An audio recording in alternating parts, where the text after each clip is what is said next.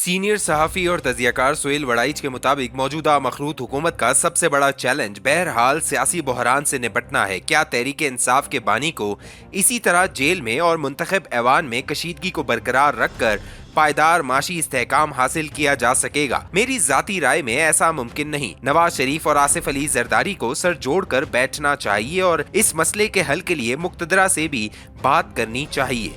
इमरान खान को जेल में रखने से इसकी मकबूलियत में कमी नहीं इजाफा हुआ है। सियासतदानों का मुकाबला सिर्फ सियासत से हो सकता है। भुट्टो और बेनजीर भुट्टो को जेलों में रखने से क्या इनका वोट बैंक कम हुआ था?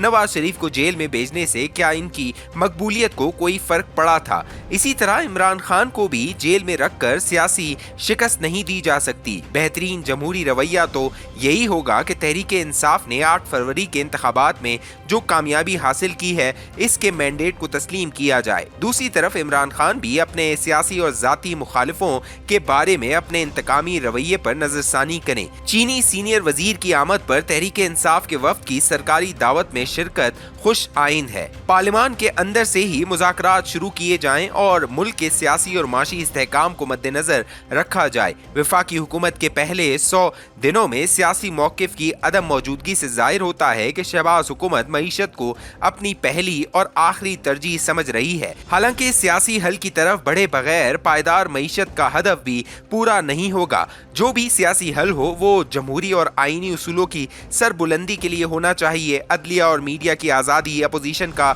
जायज़ मकाम और इंसानी हुकूक का एहतराम वो बुनियादी नुकात होने चाहिए जिन पर मसालिहत की इमारत खड़ी की जाए। वफाकी हुकूमत के पहले 100 दिन गुजर चुके हैं। अगरचा इन दिनों को हनीमून पीरियड समझा जाता है, लेकिन इन्हीं इब्तदाई दिनों को देखकर बखूबी ये अंदाजा लगाया जा सकता है कि आइंदा दिनों में हुकूमत क्या कारगुजारी दिखाएगी। बीते हुए 100 दिनों को देखें तो इसमें अच्छे और बुरे पहलू दोनों नुमाया नजर आते हैं। अच्छे पहलू अफराते ज़र में कमी, महंगाई में थोड़ा सा रिलीफ, पेट्रोलियम की कीमत में कमी, डॉलर रेट का इस्तेहकाम, स्टॉक मार्केट में तेज तरीन बेहतरी, बरामदात में इजाफा और दरामदात में कमी है।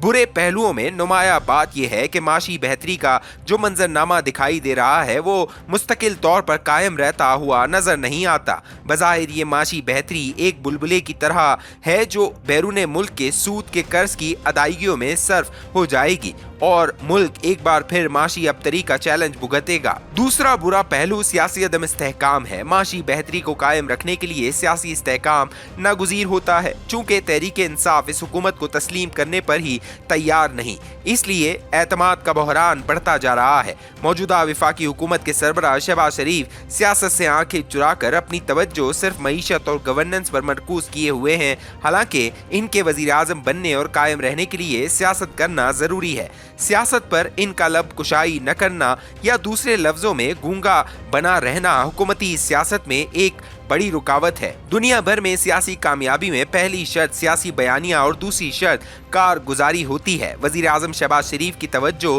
कारगुजारी पर तो है, बयानिए पर बिल्कुल नहीं। लिहाजा अगर वो सोने के पहाड़ खड़े कर दें, शीशे की सड़कें बना दें और पेट्रोल को पानी जितना सस्ता भी कर दें, तब भी सियासी बयानिए के बगैर इनकी सारी कारगुजारी अकारत जाएगी। मईशत में जो बेहतरी आई है वो सख्त निगरानी और मुसलसल मेहनत की वजह से है, लेकिन इस तरह की निगरानी हर वक्त और हमेशा नहीं हो सकती।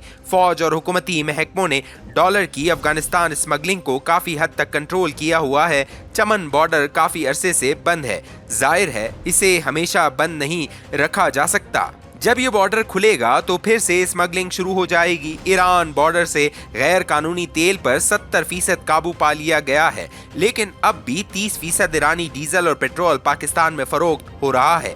अगर सरहदों की निगरानी में थोड़ी नरमी दिखाई गई तो फिर से ईरानी तेल की स्मगलिंग शुरू हो जाएगी। माशी बेहतरी के लिए जो आर्जी इकदाम किए गए हैं इनके नताइज बेहतर हैं, मगर मुस्तकिल इकदाम न किए गए तो हम बरामदात के गड़े और कर्जों की दलदल में इस कदर धंस जाएंगे कि निकलना मुश्किल हो जाएगा। पहला सवाल यह है कि तिजारती खसारा कम करने के लिए कौन सी बरामदात को फरोग दिया जाएगा, हुकूमत कौन से सेक्टर की हौसला अफजाई करेगी और फिर बरामदात का क्या हदफ मुकर्रर होगा। दूसरा अहम तरीन सवाल यह है कि दरामदात कम करने का क्या तरीका इख्तियार किया जा रहा है? क्या सिर्फ दरामदाद बंद करना मसले का हल है? जब तक दरामदाद की मुतबादिल मकामी इंडस्ट्री खड़ी नहीं होती, इस वक्त तक दरामदाद पर पाबंदी से मनफी रुझानात पैदा होंगे। फिल वक्त हुकूमत की सख्त माशी पॉलिसियों के बायस दरआमद कुंदगान हो या बरामद कुंदगान दोनों मुश्किलात का शिकार है। मालियाती पॉलिसियों के बायस सरमायाकार अपना पैसा बैंकों में रख कर मुनाफा कमा रहे हैं। हालांकि ऐसी पॉलिसियां होनी चाहिए कि ये सरमाया सनतों के फरोग और नए रोजगार की फरामी के लिए इस्तेमाल हो। मुल्क के अवाम का सबसे बड़ा मसला अब महंगी बिजली बन चुका है। न सोलर के हवाले से कोई वाज़ेह पॉलिसी बजट में सामने आई है और न बिजली को सस्ता करने के हवाले से कोई मंसूबा या हदफ सामने लाया गया है। माहिरीन का ख्याल है कि बिजली का रेट तब कम होगा जब नई सनतें लगेंगी, बिजली का इस्तेमाल ज्यादा हो, ताकि हम गुंजाइश के मुताबिक IPPs को जो रकम बिजली इस्तेमाल किए बगैर दे रहे हैं वो बिजली इस्तेमाल हो, तब भी इसके नतीजे में बिजली सस्ती होगी। फिलहाल हुकूमत की तरफ से ऐसा कोई वाज़ेह इक़दाम सामने नहीं आया जिससे इस मंजिल की तरफ सफर की निशानदेही होती हो।